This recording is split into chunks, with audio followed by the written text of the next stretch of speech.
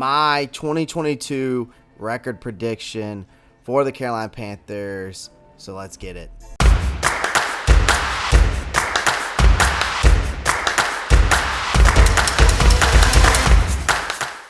What is going on, guys? Welcome back to yet another edition of Pantherology. Welcome to today's video. Ladies and gentlemen, I have been busy, so I apologize. I was going pretty solid there through May, but we're going to get back at it through June. So let's get right back at it. Before we get into today's video, as always, I ask that my audience just pounds that like button, pounds that subscribe button. Those are the two things that I can only ask that you do.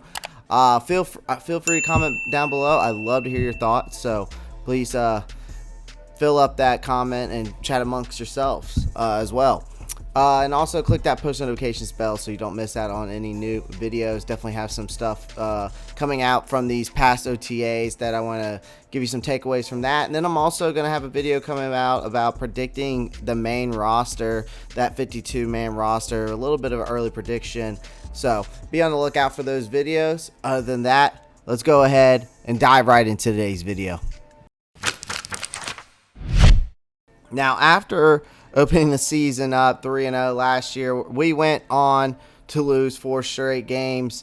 The Panthers would only win 2 more games that season, and however, the world was sold early on Sam Darnold being the player he was drafted to be back in 2008, number 3 overall pick in the first round. Now, with Akeem Ekwonu on his blind side, Darnold has a better chance of succeeding as Christian McCaffrey hopefully demonstrates that his durability troubles are a thing of the past. Now, despite the public's dislike for the Panthers, there is still plenty of promise within. Now, with another year of development from, Terrace Marshall Jr. and Tommy Tremble, the receiver corps has potential to improve, and the increased protection should reduce the pressure on everyone as the plays have more time to develop. Now, as strong as their offense appears on paper, I have even higher expectations for the Panthers defense this year. On the line, they have Brian Burns, who has the potential to lead, I think, the NFL in sacks, with Matt Ioannidis joining them to complement Derek Brown. This may be a world-class wrecking crew, and I hope so. Now, J.C. Horn, who missed 14 games due to a fractured foot, has an opportunity to make a significant impact in this secondary. Now, Jeremy Chin is still flying to the ball and forcing mistakes, while C.J. Henderson may have some untapped talent as well. That has been a recurring topic this year. Now, will Matt Rhule assist this young core of very brilliant individuals in reaching their potential? Well, week 1 versus the Cleveland Browns, we are home. This game has so many storylines, but it will all depend on who is starting under center, how things come together during the offseason.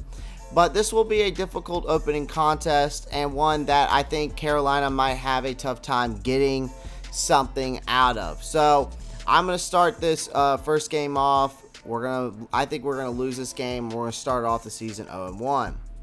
Now we get into week 2. Week 2, we are at the Giants, right? Now, this is an absolute must-win contest for the Panthers, I think. One that will tell us how far this team has come from last season's debacle at MetLife Stadium. Now, again, this will be a game where Carolina will feel confident about securing success. It will also show Ben McAdoo's return to the Giants for the first time in a prominent play-calling position since he was fired there as the head coach. I think Carolina comes off a win here, gets a little bit of a redemption back, and we are 1-1 after week 2. Now, week 3, we are home against the New Orleans Saints. Now, it will not be easy, but beating the Saints is not the formidable task it once was. It's also something Carolina managed to accomplish early in 2021.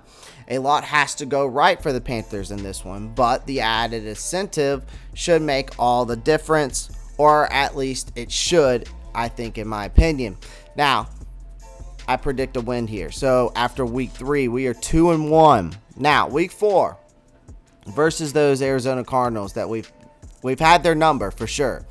Again, this will be dependent on whether the Panthers have their own house in order. And the Cardinals did trade for Marquise Hollywood Brown, who was a favorite target of Murray's in college. So if the Panthers can generate pressure on Murray and force him into throwing the football rather than running out of the backfield, they might just have a chance. And a 3-1 start to the opening campaign would be a major boost to everyone associated with the franchise. So I predict a win here, and we start off after week 4. We are 3-1. Now, as we move on to week 5, we are home against those San Francisco 49ers. Now, this is likely to be a game of fine margins. The battle between Nick Bosa and Akeem Ekwonu is another that will go a long way to determine the overall outcome. Kyle Shanahan has a solid roster that looks capable of competing in a tough division next season. Carolina's ambitions are less lofty and even tough. Winning this one is well within their capabilities. Coming through in the clutch has been a tough task for this team under Matt Rhule, and might end up being the same again. So I predict a loss here. We are 3-2 after week 5. Now we move on to week 6, and we have those Los Angeles Rams, and we are at the Los Angeles Rams, Super Bowl champs of last year. Stopping the Rams offense is a difficult proposition at the best of times. They did trade Robert Woods and lose OBJ, but acquiring Allen Robinson to put alongside Triple Crown winner there, Cooper Kupp, is a dynamic duo that will strike fear into anybody that come up against them. So expecting the worst and hoping for the best would be prudent here for the fans. If the Panthers do lose, then it's not the end of the world by any stretch. So I predict a loss here, though, and after week 6, we are 3-3. Now, week 7 versus those Tampa Bay Buccaneers. Now, Brady is coming back.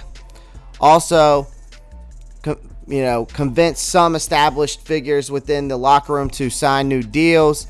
This only complicates matters for the Carolina Panthers against the team they've had a hard time beating ever since the future Pro Football Hall of Famer quarterback joined the ranks. And realistically speaking, the Panthers are not on the BUCS level right now. Even if there is a slight chance Brady falls off a cliff at 44 years old, I still predict a loss here, and we are 3-4, even though that game's at home. Now, week 8, we are at the Atlanta Falcons. All right, guys.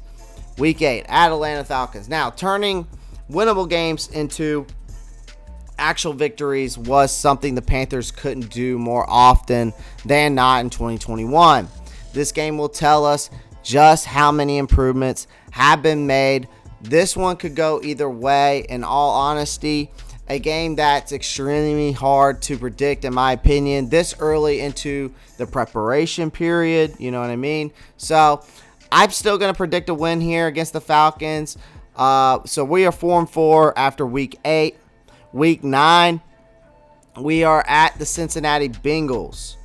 All right. So this will be a good midseason measuring stick for the Panthers. Although just who will be starting at quarterback by this point is anybody's guess. Now, Carolina could cause a major upset, and Matt Rhule is overdue for a signature win. And it's hard to look at how strong the Bengals are right now. and think it will come here, leaving the Panthers. It possibly could be a 3-6 in this scenario. I know this is an early prediction, and with far more questions than answers. But I still predict a loss here. I think we'll be 4-5 at this point. Week 10, we are home against the Atlanta Falcons. Now, this will be a chance for the Panthers to prove to the NFL world that they are a team on the up, right? So players normally respond well to the bright lights of national exposure, now, which could make a significant difference in this outcome. Now, sweeping the season series with Atlanta hasn't happened in a very long time. If it even has happened, I can't even remember. But if the Panthers cannot win this one at Bank of America Stadium, there will be some big-time doubts about this team's future. But I think they sweep the Falcons this year. And so we give them a Week 10 win there, and we are 5-5 heading into Week 11 and heading to Baltimore in Week 11 against those Ravens. Now, Lamar Jackson is looking to play his way into a mega BUCS deal sooner rather than later, although one could make a strong argument that his production has already justified such a huge financial commitment. So this will be a physical game that the Panthers must be ready for. Anything less than excellence from start to finish will likely end with another loss. So I predict a loss here against those Baltimore Ravens. I think they're just too good of a team. I think Lamar Jackson is going to have our number. So we're 5-6 heading into Week 12, and we are home against those Denver Broncos. Now, a team that has Denver's balance is in all phases of play is something the Panthers are striving for. It would be also a shock if the Broncos were not looking for a playoff spot, despite finding themselves within a very challenging division, probably the best division in the NFL, in my opinion.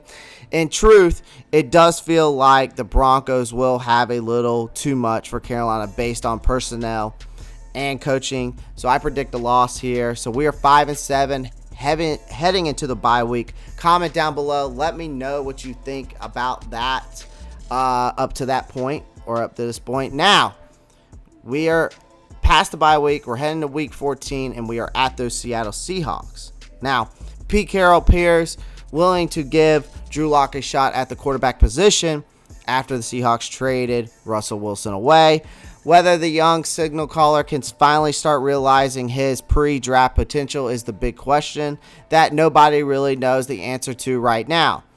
Now, this would be a massive moral boost for the Panthers, one that could result in bigger and better things to come over the remaining schedule.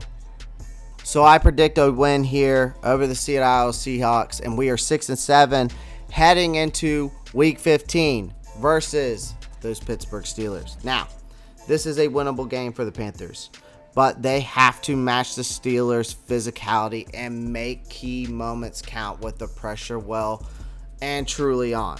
The outcome of this one might come down to coaching, but I predict a win. I think this is going to be a down year for the Steelers, and I think that streak of being above 500 or around 500 comes to an end this year for them.